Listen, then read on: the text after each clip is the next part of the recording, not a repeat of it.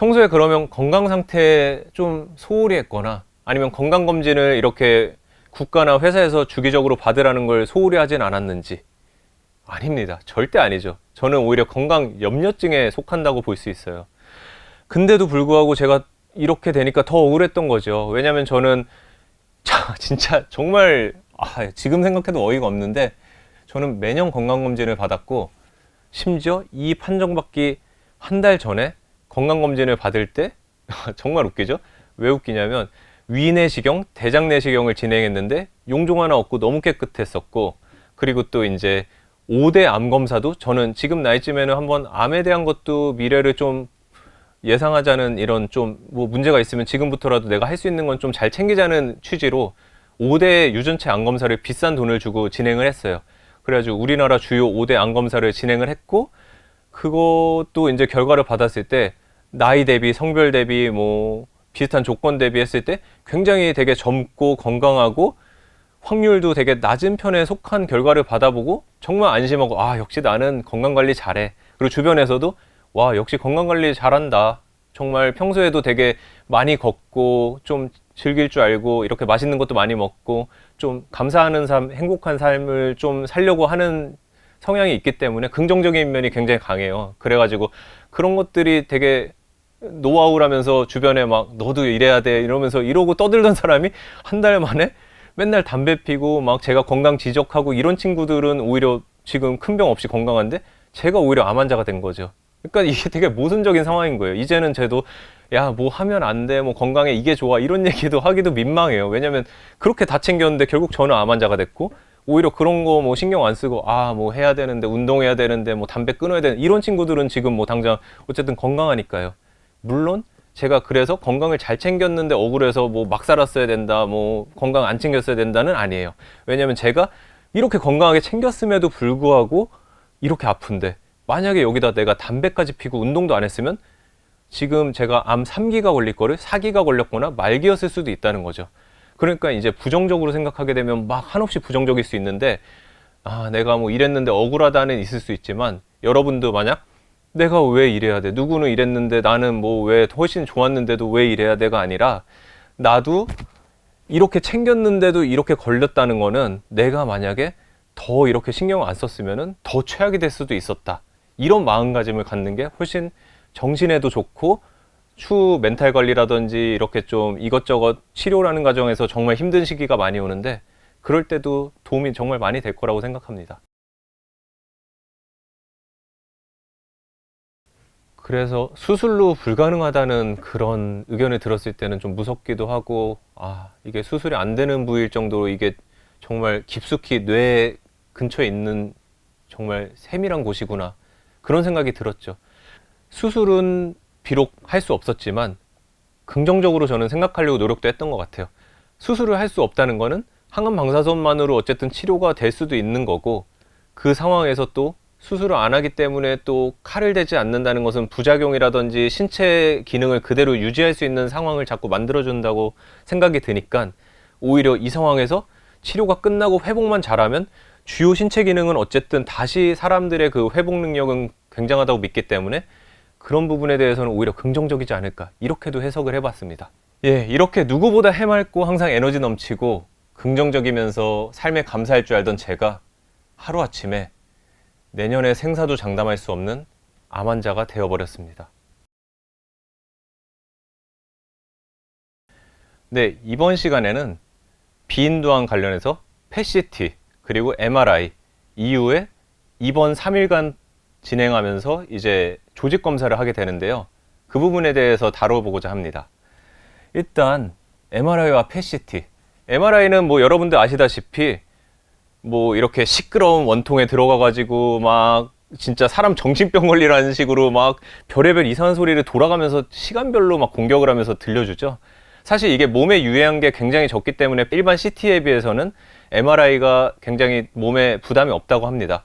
하지만 정신적으로나 폐쇄공포증이 있는 분들은 좀 어려울 수 있을 것 같아요. 왜냐하면 저도 그런 부분이 되게 없는데도 불구하고 이 좁은 공간에 들어갔는데 이제 막 수시로 이렇게 막 이상한 소리가 들리면서 귀에 때리고 아무리 귀마개를 하고 헤드셋을 끼더라도 다 들리거든요. 그리고 이 시기가 정말 어려운 이유가 코로나 시대지 않습니까? 이 코로나 때문에 저희가 마스크를 항상 껴요. 근데 이 마스크를 안 꼈을 때도 MRI가 힘든데 이 마스크까지 꽉 낀 상태에서 이 좁은 통에 들어가서 귀마개까지 하면은 이제 너무 답답해요. 그래서 차라리 눈을 뜨고 있으면 내가 갇혀있다는 생각이 들기 때문에 눈을 감고 아무 생각 없이 그냥 좋아하는 노래를 속으로 흥얼거리던지 아니면 뭐 재밌었던 이야기를 이렇게 떠올리면서 좀 행복한 생각을 하던가 좀 최대한 집중을 다른 데로 흐트리는 게 노하우라고 할 수 있습니다. 그러나 제가 비인두암 MRI는 좀 다른 게 뭐 다리나 다른 MRI는 똑같이 뭐 통에 들어가고 힘든 건 있으나 뭐 침도 자연스럽게 삼킬 수 있고 눈도 깜빡거릴 수 있고 뭐 자유도가 높습니다. 근데 비인두암은 침을 삼키면 안 돼요. 그 특정 시기에 침을 삼키면 이 두경부암 부위가 이 코부터 이 목까지 이 부위를 정확히 진단을 해야 되기 때문에 비인두암 촬영 중에는 MRI 때 가급적 침도 삼키면 안 되고 이 소리가 잠깐 줄고 바뀌는 타이밍 때 정말 알아서 딱 그때 침을 잠깐 삼키는 정도로 최소화 시켜야 됩니다. 그렇기 때문에 제가 얘기하면서도 그때 생각을 하니까 침이 꼴깍 넘어가는데 그만큼 쉽지 않았던 것 같습니다. 그래서 이런 부분도 있을 거고요. 그리고 PET-CT라고 해서 이제 암에 대한 거를 전체적으로 스캔을 해보기 때문에 전이가 어느 정도 됐는지를 잘 볼 수 있는 게 PET-CT 검사가 있어요. 그래서 이제 그 검사도 하는데 이제 대기부터 사실 쉽지 않습니다. 대기부터 막 이렇게 기다리는데 그 기간도 길고 거기서 이제 약을 넣은 상태로 이렇게 기다리고 있으면서 주변에 이제 같은 대기자들 약간 떠들면 얘기도 들리고 하는데 보통은 혼자 들어가기 때문에 조용합니다. 근데 옆에 아기가 우는 소리가 들리고 이제 젊은 부부분께서 이렇게 막 얘기를 하는데 저 젊은 부부 중에 한 분이 걸렸고 아기는 이렇게 어떻게 따로 할 수가 없어서 다 같이 일단 양해를 구하고 들어와 있구나라고 생각을 했어요. 근데 아기가 너무 크게 우니까 이제 옆에서도 미안했는지 저한테 이제 너무 시끄러워서 죄송합니다라고 얘기하더라고요. 그래서 괜찮습니다. 아기가 너무 어린데 그러니까 이제 그쪽에서 그러니까요. 정말 이 어린 나이에 너무 저희가 좀 미안하네요라는 얘기를 하더라고요. 그러니까 알고 보니까 그 젊은 부부의 한 명의 그런 암이 아니라 아기가 걸린 거였어요.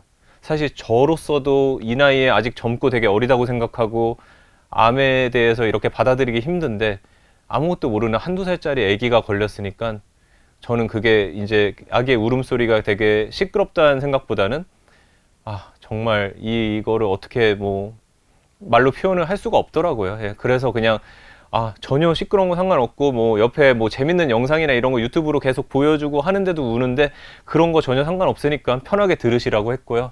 그러면서 어쨌든 진짜 사람은 정말 이게 자기가 꼭 저는 이제 젊은데 나름 건강관리도 잘했는데 이렇게 아픈 거에 대해서 원인을 찾다 보니까 내가 정말 뭘 잘못했나 하고 한탄스러웠는데 옆에 한두 살짜리 애기도 걸린 걸 보면은 이거는 정말 본인이 꼭 잘못해서 걸렸다기보다도 그냥 이게 선천적으로 그럴 수도 있고 아니면 뭐 어떠한 다양한 저희가 아직까지 의학적으로도 밝혀질 수 없는 다양한 원인에 의해서 그럴 수 있다는 생각이 들면서 좀 어차피 이미 발생된 상황에서 너무 탓하기보다는 최대한 치료를 긍정적으로 해야 되는데 초점을 맞추게 된 것도 있는 것 같습니다.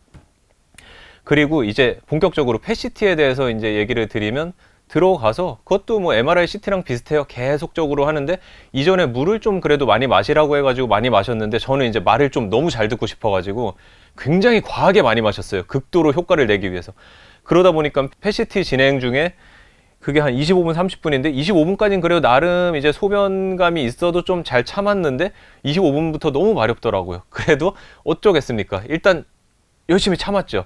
그리고 검사를 결정적으로 잘 했는데 선생님께서 얘기하시더라고요. 잘 참았으나 그래도 마지막에 한 5분 정도는 다시 한번 찍는 게 좋을 것 같다. 화장실 한번 편하게 갔다 오시고 좀 비워진 상태에서 촬영하면 더 좋을 것 같다는 얘기를 해가지고 한번 갔다 왔어요. 그리고 이제 다시 찍었는데 뭐 결과적으로는 잘 나왔고요.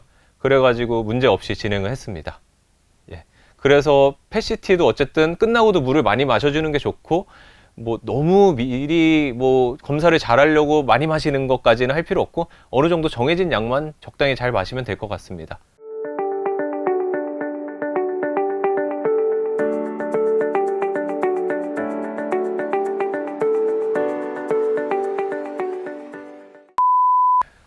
누구보다도 해맑고 항상 에너지 넘치고 활기차고 긍정적이면서 감사할 줄 알았던 제가 하루아침에 내일도 장담할 수 없는 암 환자가 되어버렸습니다. 아야, 내일은 장담할 수 있어, 사실.